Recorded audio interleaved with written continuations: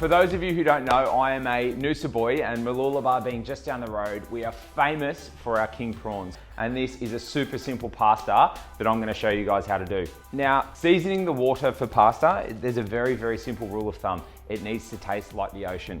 So if you guys use that as a guide, you'll always have beautifully seasoned pasta to accompany your dish. So in this pasta dish, we're working with some beautiful king prawns, some chorizo, and then a couple of other classics to really boost it and bring it home: parsley, lemon, garlic, and you cannot go wrong. So we're just gonna chop up the chorizo, put it into the food processor, and get it into more of a crumbly texture. So then it'll fry off nice and evenly, and it'll move throughout the pasta instead of having those big chunks of chorizo.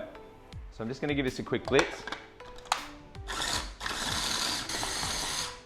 Beautiful. All right, some extra virgin olive oil, and then we'll start frying off the chorizo. Being a pasta, you're gonna use probably just a fork to eat that. That's why I like to break things down in their size. So if we can get this into a nice crumbly texture, as well as the prawns. So we've done the same thing, and we've just sliced them up into probably 2 centimeter pieces, and it just makes it a lot more enjoyable and practical to eat. So that oil is nice and hot, and we'll get that chorizo in there, and we'll start cooking that off. You can hear it, you can smell it. All of those spices are already starting to come out of that chorizo.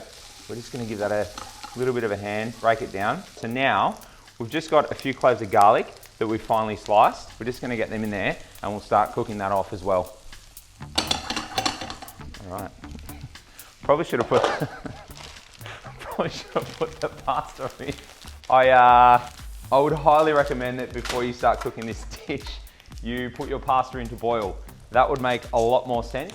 So we're gonna create this dish for 2 people. That's gonna use about 200 grams of pasta, just as a rough guide. All right, so that's starting to caramelize and color up. That garlic's starting to soften. You can smell the sweetness coming out of it. I talk about that quite a lot. The raw produce, especially onions and garlic, when they stop letting off that eye-watering sourness and they turn into that beautiful, sweet, toasty smell, that's when you know you're on the money. We've got all of those beautiful spices that have come out of that chorizo. Now it's time to go in with the prawns. Those prawns are gonna take 2 minutes max. We've got some fresh parsley, so we're just gonna roughly chop ourselves a little bit of that, and we'll just fold that through right at the end. All right, so prawns have been in for just under 2 minutes. Pasta strained off, and then over the top with the fresh parsley. And we'll just fold all that through.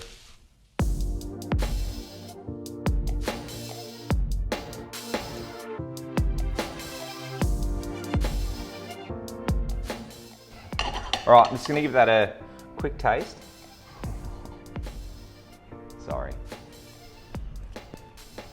Just needs a touch more salt. The chorizo, it's now coated every single piece of that pasta that's in there, and the flavor is phenomenal. And of course, a lemon to finish off. Over the top, just quickly fold that through. Oh yeah.